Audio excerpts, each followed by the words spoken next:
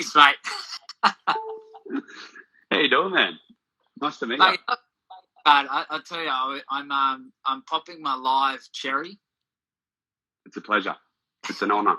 Done a couple of And podcast stuff before, but lives, it's a little bit different. So, first thing to know about live is that it cuts your screen in half as soon as you go live. So whatever good camera angle you had before, it goes to shit.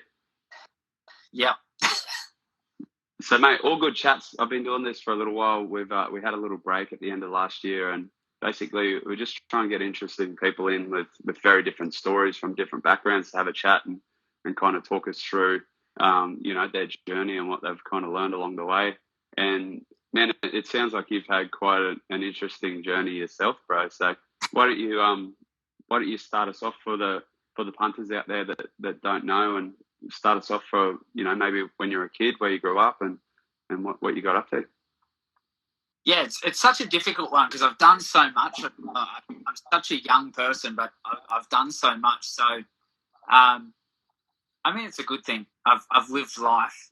I've had a lot of experiences, which is great, really, up and down.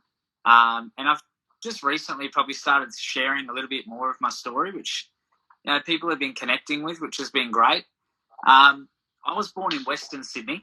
I was born in Windsor, so really about as west as you can really get before you start hitting sort of the Blue Mountains and stuff. 1990, so I'm 32. There was a huge flood. It was in the middle of a flood. 1990 flood. Some people might remember that. I don't know. I don't. I was three, so not me. Yeah, mate.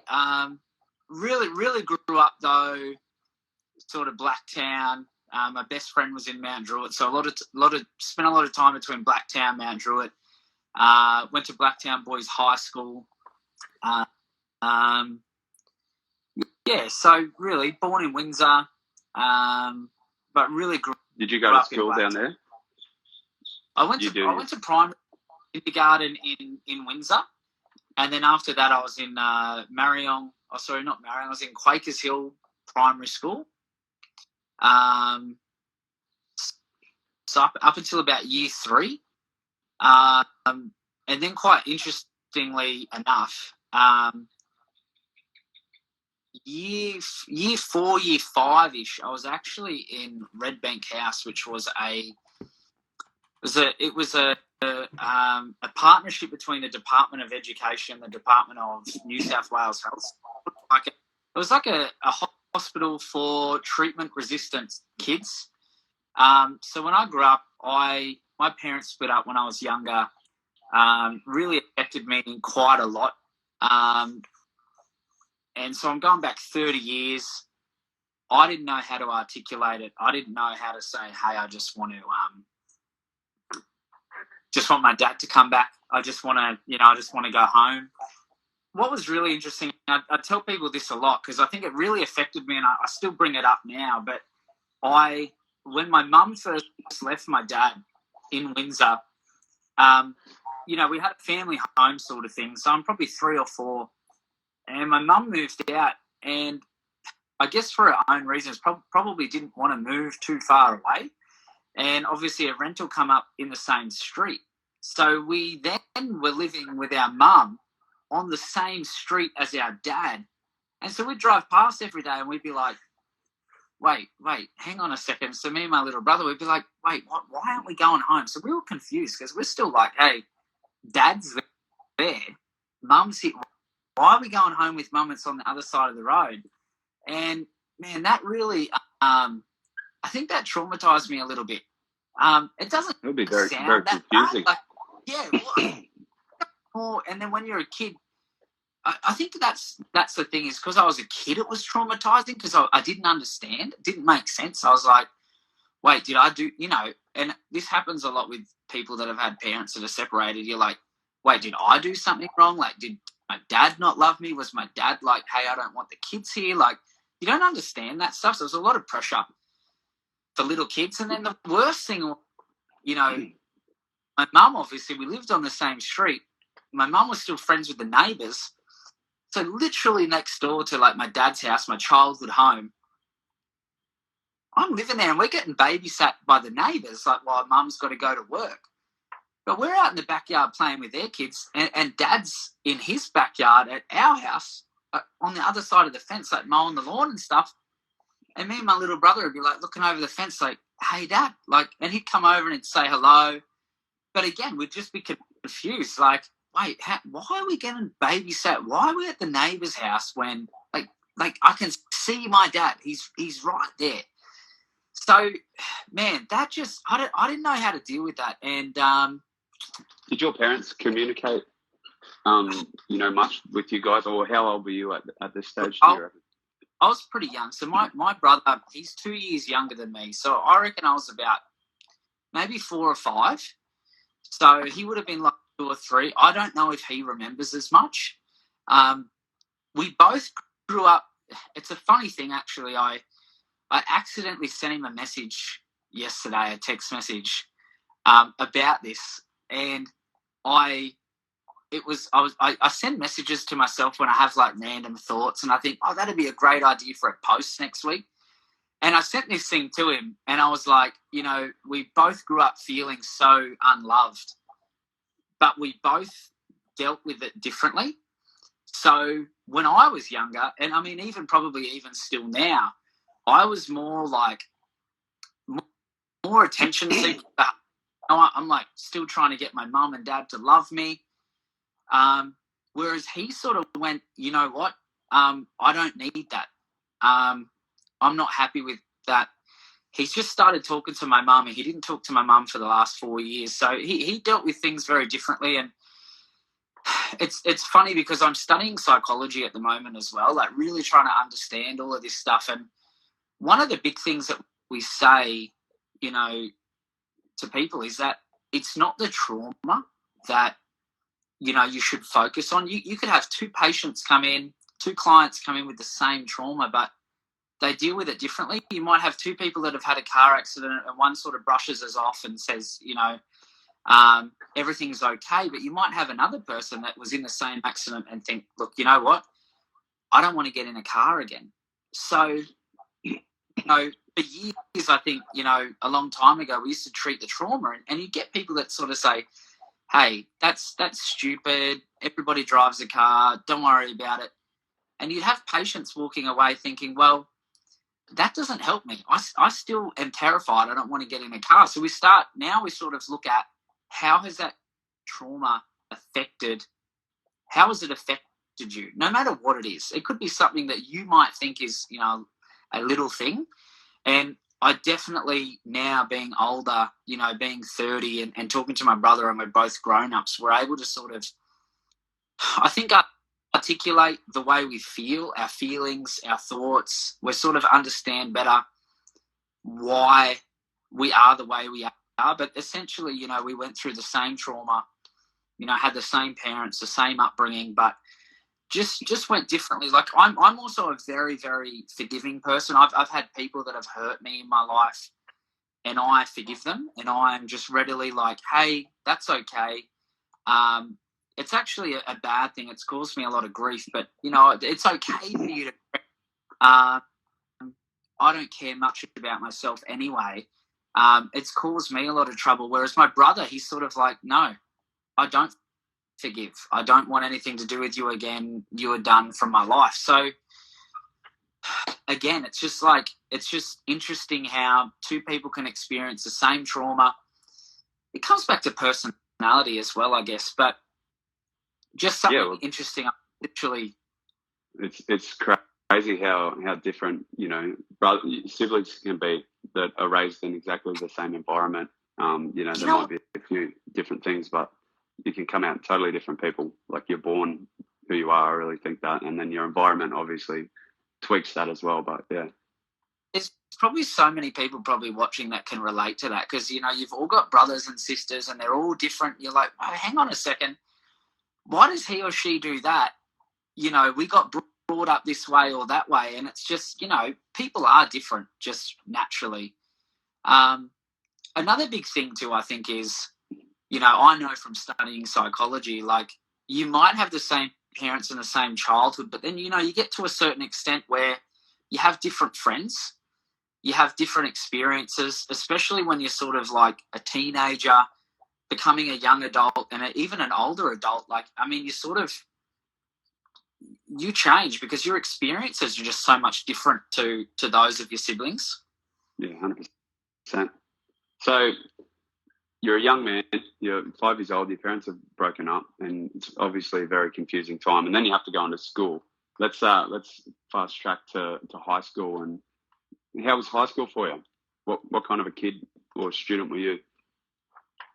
So this is something I think, again, caused me a great deal of difficulties, is I was homeschooled, I think, year 6 and year 7.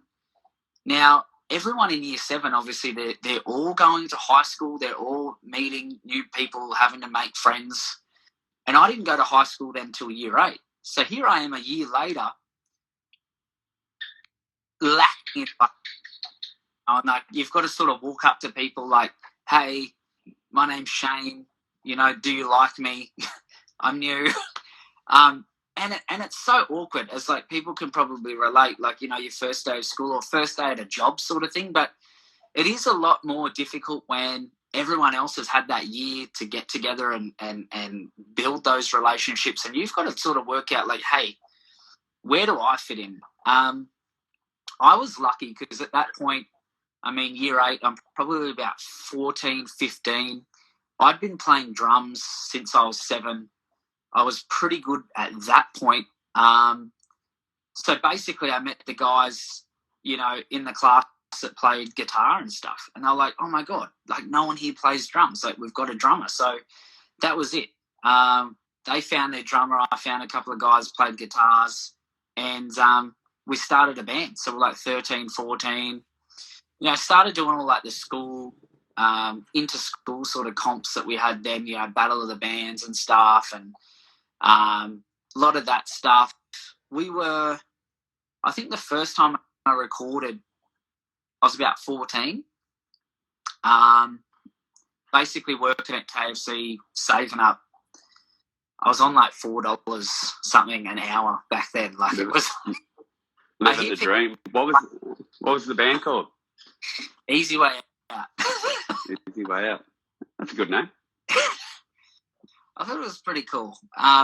We did some cool stuff. We actually, I was pretty entrepreneurial when I was younger. I remember we were like, hey, we were so terrible. Like, so we couldn't get shows. We were like, hey, we're at high school, we're awful. How do you get shows? How do you so I'm like calling everyone, like pretending to be like a manager or like pretending to work at Sony. Like, hey, I've got this new band that wants to come down. And it was so, they must have like heard my voice and thought, this is like a 13-year-old kid on the other end of the phone.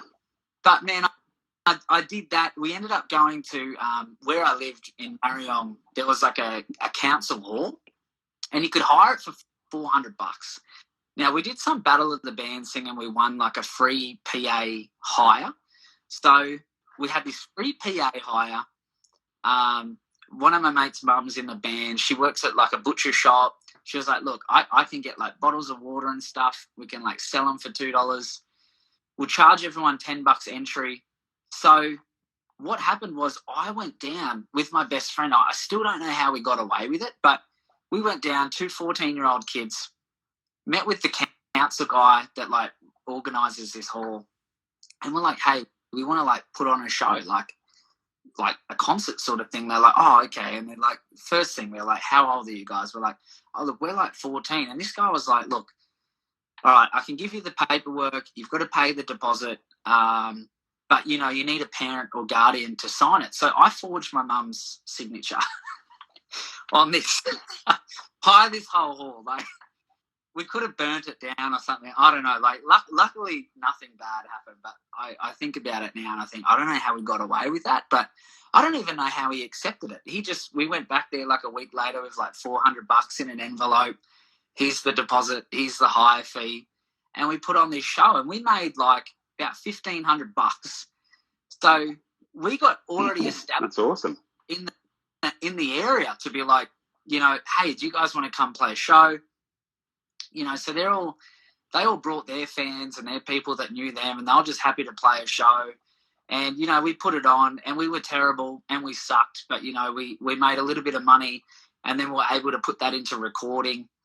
So just I love those times, because I think back and I think, like,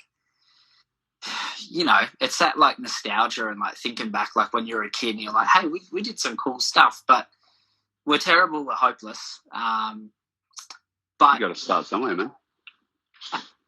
Yeah. And one of the bands that we actually asked to play, they were doing a tour, like an Australian tour, so they couldn't play. But I stayed in contact with them, and probably 12 months later, they were, like, constantly touring. And about 12 months later, when I'm like 15, I'm going to, like, all their shows and stuff. Like, I know all the words, I know all the drum parts.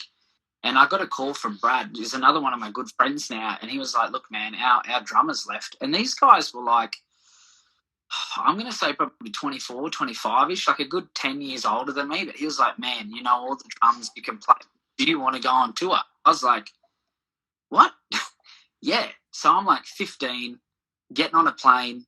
My first show was in Perth, the complete other side of Australia to everyone else. Like, I was like, I hadn't been on a plane before. I was like, holy shit, here I am on the other side of the country, man. And, like, we were playing, like, venues where I couldn't drink, obviously, because I wasn't 18. So, like, I'd get sort of snuck in, or it'd be like, hey, you got to go to the hotel afterwards, and did a whole Australian tour.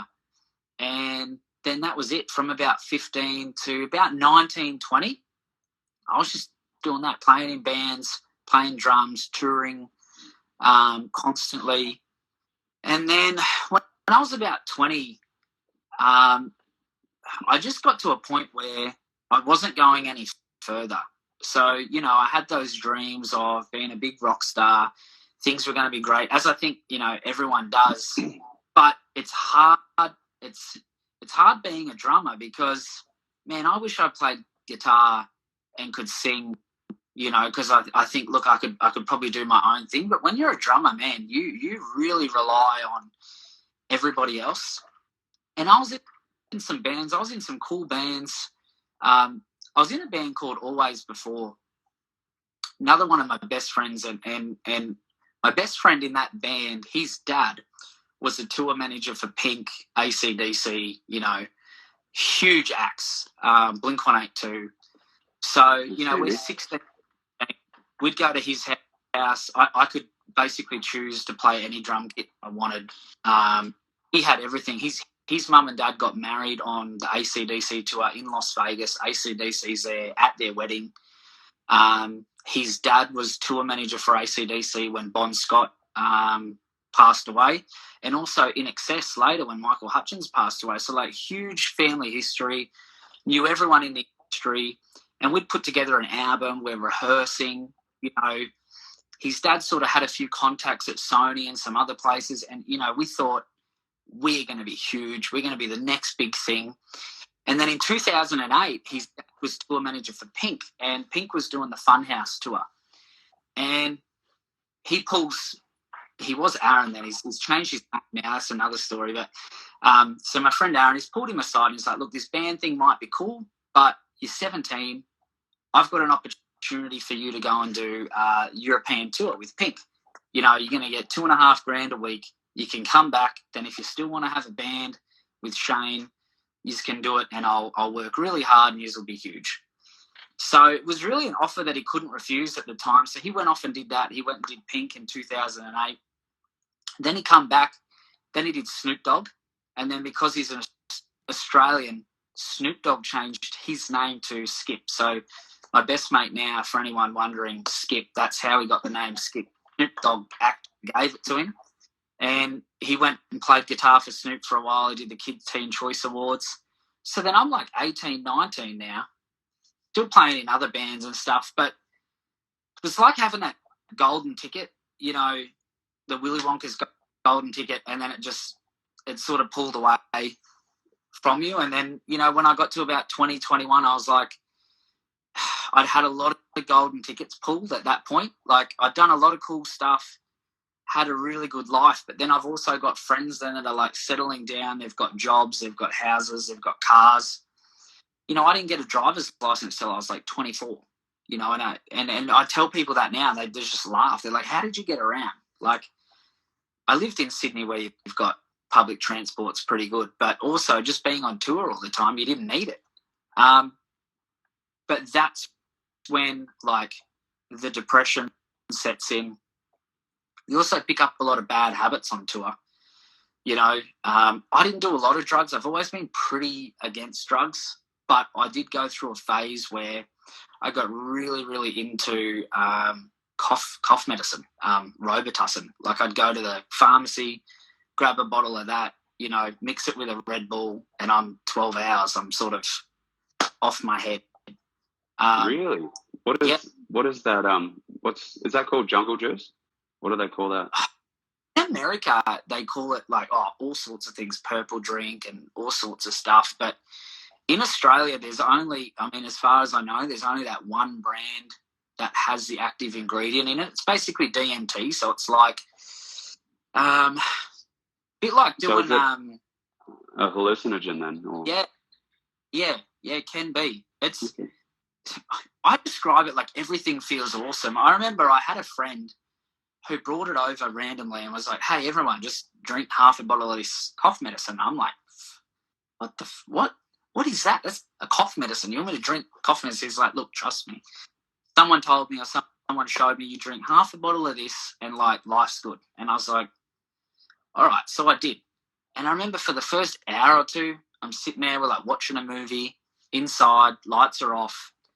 I'm thinking, I don't feel shit. Anyway, I get up and I've got to go to the toilet, and I go outside and I'm there going to the toilet, and I look up and I just see these stars, and I'm just like completely blown away. Like, wow, the sky looks so amazing. And then I'm like touching, you know, the concrete, and I'm like, whoa, like the concrete never, like, it's usually hard, and this feels really nice and soft, and like, hey guys, come over and come and touch this. Like, and you sort of want to rub your face on it. You're like, man, it just feels so good. And it's like, that's how I explain it. Just makes everything, I mean, again, just a hallucinogenic, makes everything feel really awesome.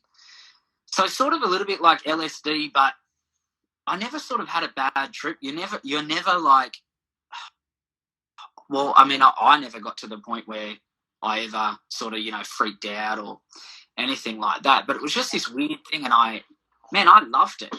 I was like, look, I can go and I can get it for $15 over the counter. You can't now. Now you've got to go into the pharmacy, and, you know, they're saying, hey, what kind of cough do you have? And have you seen a doctor and stuff like that? It's a lot harder to get. So it's just a thing that I don't know why. I think I love that feeling. So I did that a lot. Smoked a lot of weed. I think for me, a big thing, I was always really anti-drugs, to be honest. And I had an accident when I was a kid. I was in the school playground. I got picked up by like the school bully, thrown to the ground, and my left arm, the bone and everything, like come out of my arm, basically. Like, I nearly lost my arm. I passed out from blood loss. Like, I was in hospital. They had to, like, you know, reattach everything, sew everything up. But when I was in hospital, they put me on morphine. I was about 9 years old. And for the first week, I think I just slept. I don't really remember being awake. But I remember afterwards, the next week, they're trying to wean me off this stuff. And I didn't understand drugs because I was a kid. So I didn't understand why I felt so bad. When I was awake, I would just be vomiting, like really coming down, like really, like, when I was awake. And I now that I know what depression is, I was a depressed kid. I was like, I just wanted to, can't say that I wanted to die because I was a kid and I didn't really understand that concept, but I remember feeling as a kid like, I just want to go back to sleep. If I'm asleep, that's cool. If I'm awake, I didn't want to be awake. I was just vomiting. I felt really bad, felt really terrible. So I was always really, really sort of anti-drugs growing up, and I think what happened to me is I convinced myself that, you know, maybe doing this Robitussin thing wasn't a drug because, you know, I could buy it over the counter. It wasn't illegal. I couldn't get in trouble. But I mean, I was doing like stupid stuff. Like I'd go hang out with my mates at a skate park and round up like all the little kids, and I'd put a helmet on and I'd stand at the end of the grind rail and I'd let little kids grind the rail and then basically grind my helmet at the end of it. Like I was doing stuff. I was like, hey guys, you ride BMX. Can you do a backflip over me? You know, just doing stupid stuff like that. And then you know, it took me a while to be like, hey, started getting arrested and stuff. And I'm thinking, yeah, you know what? This might be a legal drug. You know, I'm not getting in trouble for it, but it's had the same effects as other drugs. You know, when you get dependent. How often do you reckon you were doing it, Shane?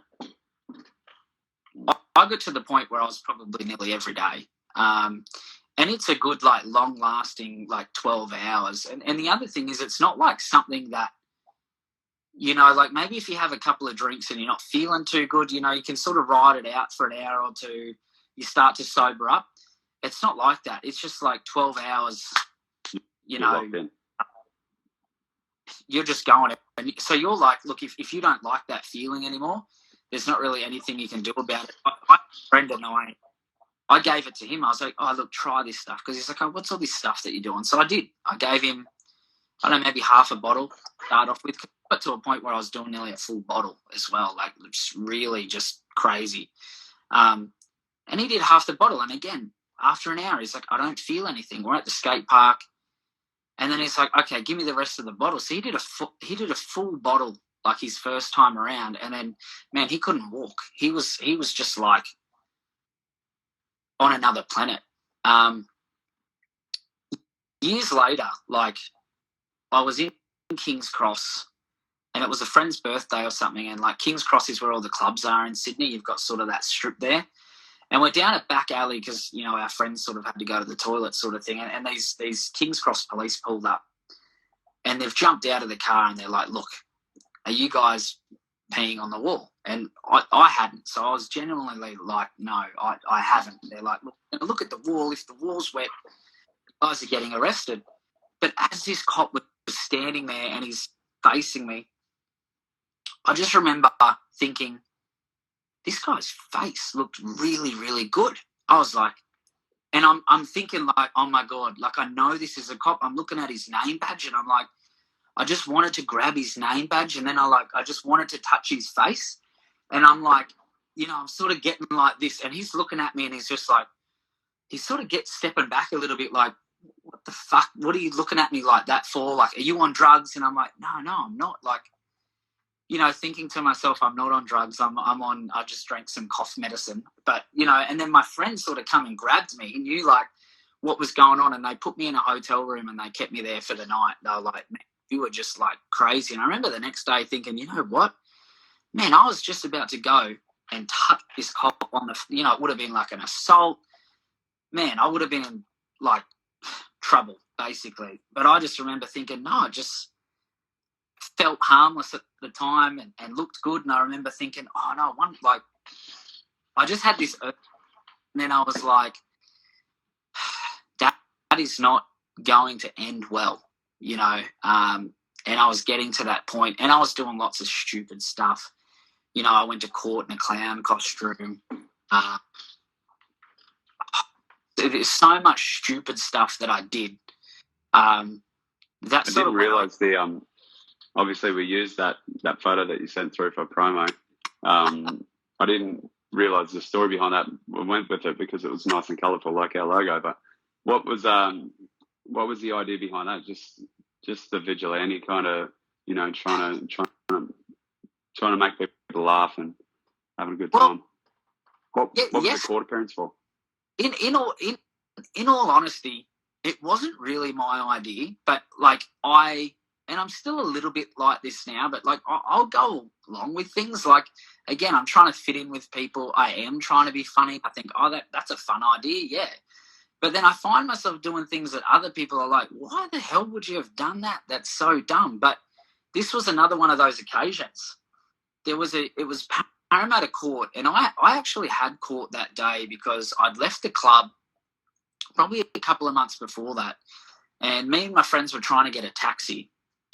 And look, the taxi driver, he's hit my mate first, but then he's hit me, and his side mirror of the taxi come off. But what he's done is he's called the police and he said, look, these guys have ripped the side mirror off my taxi. So I ended up getting found not guilty for that after court. But what happened is that's why I was at court that day. And my friend said, you know what? You know who else is in court that day? And I said, no. He said, look, again, probably a couple of months before that, there was the Cronulla riots and all of that sort of stuff was a really big thing in Sydney. And it was sort of like I guess it was like a big race issue down there in Sydney at the time. And there was guys that got charged that had little kids walking around with signs saying, you know, behead those that speak out against Muhammad. So very big sort of religion, race thing, but they were in court for this stuff. And my mate said, look, the courtroom's going to be packed of media. Like you're going to have Channel 7, Channel 9, like it's a big story. And I was like, okay, yeah, no worries. And he's like, you know what you should do? You should go to court in a clown costume. And I was like, what do you mean? He's like, it'll just be funny. Like all the news cameras are there. Like they can't not put you on TV. You'll be on TV. And I'm thinking, that sounds pretty good. That's yeah, okay. So he has this clown costume laying around. He actually owned a jumping castle business, believe it or not. So he had a business where he sent kids. Legit clown outfit. Legit, like he paid people money to go to birthdays and do balloons and all that sort of. So he already had the suit, and so I put it on, and I'm walking into Parramatta Court, and then I just see like Channel 7, Channel 9, all the media just sort of turns, and they're like, "What the hell is this guy doing?" And they didn't say anything at first, but then they see that I'm walking into the courtroom, and they're like, wait, what the hell is going on here? This guy's dressed as a clown going into the courtroom. And so then they're coming over and like, look, what are you here for? What are you wearing a clown costume for? And I was like, I don't know. And I remember Channel 9, you know, they did a little interview. They put it on that afternoon on the news, you know, and they're like, yeah, why are you here? And I was like, because children shouldn't be holding these signs. You know, children should be